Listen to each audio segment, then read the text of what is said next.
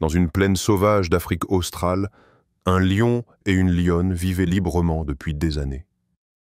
Ils chassaient souvent ensemble, parcourant sans relâche les vastes étendues herbeuses.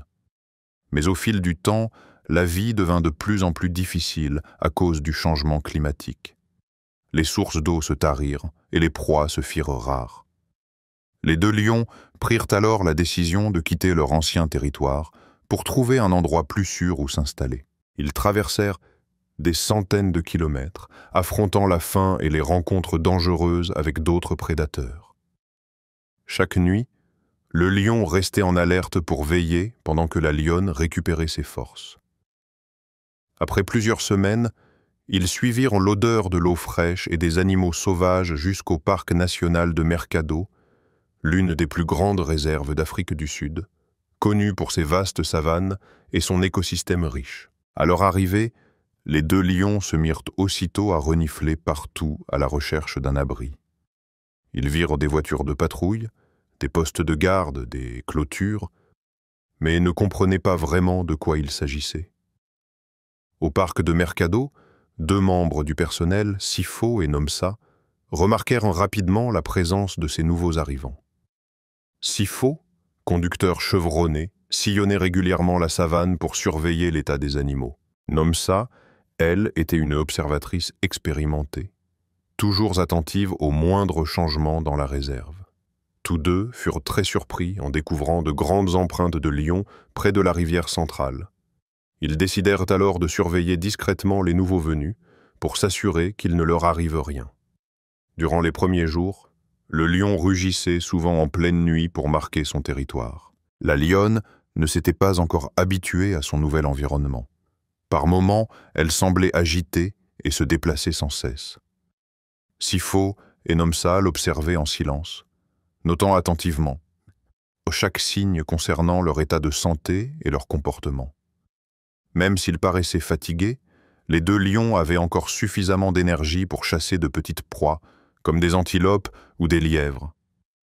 Nomsa remarqua que la lionne marchait parfois lentement, ce qui la fit soupçonner une possible grossesse. Sifo partageait son avis, car il avait remarqué que le lion mâle protégeait sa compagne avec plus d'attention qu'à l'accoutumée. Tous deux étaient à la fois nerveux et ravis, car si la lionne était bien enceinte, ce serait une excellente nouvelle pour les efforts de conservation. Après 4 mois, les signes ne laissaient plus de doute. Son ventre s'était visiblement arrondi et sa démarche devenait plus lourde. Sifo commença à préparer du matériel médical de base dans le véhicule au cas où une urgence surviendrait. Nomsa continua de la suivre de près, prenant soigneusement des notes sur les temps de repos, d'alimentation de la lionne, ainsi que l'humeur du lion mâle. Tout le monde, au parc national de Mercado, espérait que la lionne mettrait bas sans encombre. Mais une situation critique se produisit. L'accouchement s'annonçait difficile. Pendant 2 jours, la lionne souffrit. Les deux lions étaient agités, se déplaçant sans cesse. La lionne gémissait en continu tandis que le lion tournait autour, manifestement inquiet. Nomsa et Sifo comprirent alors la gravité de la situation. Ils craignaient que la lionne ne perde la vie sans assistance rapide. Mais l'anesthésiée était exclue. Elle était sur le point d'accoucher. Quant au lion, s'il était endormi, cela risquait de provoquer une réaction violente ou une fuite de la lionne, aggravant encore les choses. Sifo et Nomsa décidèrent alors de faire appel à leur courage et à leur instinct professionnel pour tenter d'approcher le couple de lions. Ils s'approchèrent en voiture, tentant de voir si le lion mâle montrait des signes d'agressivité. En voyant le véhicule arriver, le lion poussa un rugissement d'avertissement. Sa crinière se dressait, son regard était en alerte. La lionne, allongée au sol, souffrait. Elle ne pouvait presque plus bouger et gémissait doucement à chaque contraction. Nomsa chuchota à Sifo qu'il devait avancer, sinon la lionne risquait de s'effondrer à tout moment. Sifo acquiesça et sortit lentement du véhicule, sans quitter les lions des yeux. Nomsa le suivit de près, tenant le matériel médical, notamment une injection pour faciliter l'accouchement. Les deux humains et les deux lions se retrouvèrent au milieu de l'immense savane, plus proches que jamais. Le lion mâle grogna, avançant pour protéger sa compagne. Mais il n'attaqua pas immédiatement. Peut-être avait-il compris qu'il ne voulait pas faire de mal, mais seulement aider. Nomsa s'approcha lentement, parlant doucement pour rassurer la lionne.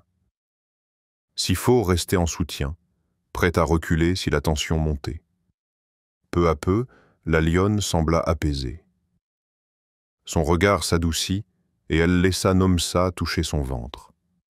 Nomsa injecta rapidement le produit pour stimuler l'accouchement et donner des forces à la lionne. Le lion mâle rugit doucement, s'approcha, mais sans mordre.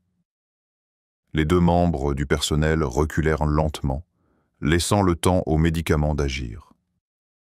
Près de 2 heures passèrent. La lionne eut de nombreuses contractions intenses.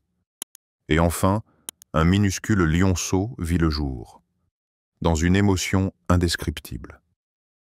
Le lion s'approcha pour lécher son petit, pendant que la lionne haletait, les yeux brillants de bonheur. Sifo laissa échapper un petit cri de joie en voyant le lionceau bouger et pousser un faible cri. Nomsa s'approcha rapidement pour vérifier que le petit n'avait aucune malformation grave. Elle prit même le temps de lui injecter une dose de tonique pour aider la lionne à récupérer plus vite. Le lion mâle les regarda alors, comme pour leur adresser un remerciement silencieux. Sifo et Nomsa reculèrent doucement, laissant un peu d'intimité à cette nouvelle famille. Le lionceau remuait encore, blotti dans les bras de sa mère, et semblait en bonne santé. La lionne le léchait tendrement, ronronnant doucement comme pour lui souhaiter la bienvenue. Les deux membres du personnel s'assirent dans la voiture, observant ce moment sacré avec le cœur rempli de bonheur.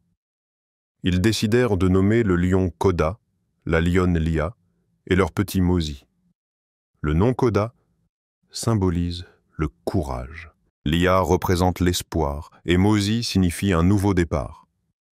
Une fois sûr que Lia était hors de danger, Sifo redémarra la voiture pendant que Nomsa, ému, ne quittait pas des yeux la famille de lions. Le véhicule s'éloigna lentement, laissant Koda, Lia et Mozi réunis dans l'après-midi venteux. Sur le chemin du retour vers la station, Nomsa essuya discrètement une larme. Son cœur débordait de fierté d'avoir sauvé une vie précieuse. Sifo souriait, disant que ce moment resterait gravé à jamais dans sa mémoire, comme l'un des plus inoubliables de toute sa carrière au parc national de Mercado. Tout le personnel de la réserve fut ravi d'apprendre que Lia avait mis bas sans encombre. Le lendemain, lors de leur tournée de patrouille, Sifo et Nomsa virent Koda et Lia debout sur une pente herbeuse, tournant la tête vers leur véhicule. Mozi, encore trop jeune, trottinait autour de sa mère tout en jetant parfois un regard curieux vers la voiture. Le lion mâle ne grognait plus à la vue des humains, comme si un lien de confiance s'était établi. Nomsa était convaincu que la famille de Koda vivrait désormais en bonne santé sous la protection de Mercado. Sifo nota dans son journal la naissance de Mozi comme une date importante. Tous deux étaient encore émus en repensant au moment où la lionne avait accepté leur aide. L'histoire de Koda, Lia et Mozi devint un symbole de l'amour entre les humains et les animaux sauvages. À chaque passage de la voiture de patrouille, la famille de lions tournait encore la tête, comme pour exprimer une reconnaissance silencieuse. Koda rugissait doucement. Lia cajolait son petit, et Mozi devenait chaque jour un peu plus fort. Toute la réserve de Mercado était fière de cette histoire, preuve que les efforts de conservation peuvent accomplir des miracles. Sifo et Nomsa poursuivirent leur travail quotidien, mais n'oublièrent jamais ce moment inoubliable où ils avaient sauvé Lia. Ils comprenaient désormais que chaque vie est précieuse et que l'être humain peut contribuer à préserver le monde sauvage. Le temps passa. Mozi grandit, apprenant à chasser avec sa mère et luttant avec son père pour affirmer son territoire. Koda, lui, restait majestueux, toujours aux côtés de sa famille. Quant à Lia, elle était toujours aussi résiliente que le premier jour, bien qu'elle soit devenue mère sous les premières lueurs de l'aube. La famille de lions respirait la sérénité, formant une scène magnifique sur la prairie verdoyante. À chaque fois qu'il entendait la voiture de Sifo s'approcher, Koda se contentait d'un regard, avant de reprendre calmement sa garde. À chaque fois, Nomsa souriait. En se souvenant du long périple qu'avaient traversé ces deux lions, Sifo ressentait leur confiance envers les humains, même si la frontière entre nature et homme existait toujours. Grâce à leurs efforts, une vie précieuse fut sauvée, et la famille de lions resta soudée. L'histoire se répandit dans toute la réserve, inspirant les jeunes passionnés par les animaux. Tous espéraient que Koda, Lia et Mozi continueraient à agrandir leur clan dans la région de Mikado. Malgré les nombreux défis à venir, la foi et le courage permettront aux humains et à la nature de coexister. Au coucher du soleil, le lion mâle rugissait avec puissance, comme pour rappeler les jours de tempête qu'ils avaient traversés. Lia, Alex et Mozi continuaient à faire grandir une nouvelle vie pleine d'espoir. Sifo et Nomsa rentrèrent au sanctuaire, remplis de joie et de satisfaction. Ils savaient qu'à chacun de leur retour, la famille de lions les accueillerait du regard. Le vent nocturne soufflait sur les plaines, emportant avec lui le parfum des herbes sauvages et l'écho d'une musique venue de la nature. Les étoiles scintillaient dans le ciel, illuminant le chemin emprunté par les deux gardiens. Le petit Mozi dormait paisiblement dans les bras de sa mère.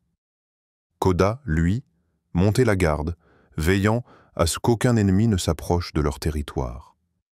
Les regards de Nomsa et Sifo étaient encore tournés vers la famille de lions, convaincus que leur mission était accomplie. Et chaque fois que le véhicule du sanctuaire passait, Koda, Léa et Mozi tournaient la tête, comme pour exprimer une profonde gratitude. Cher ami, merci d'avoir pris le temps de suivre cette histoire. N'oublie pas de liker et de t'abonner à la chaîne pour nous soutenir.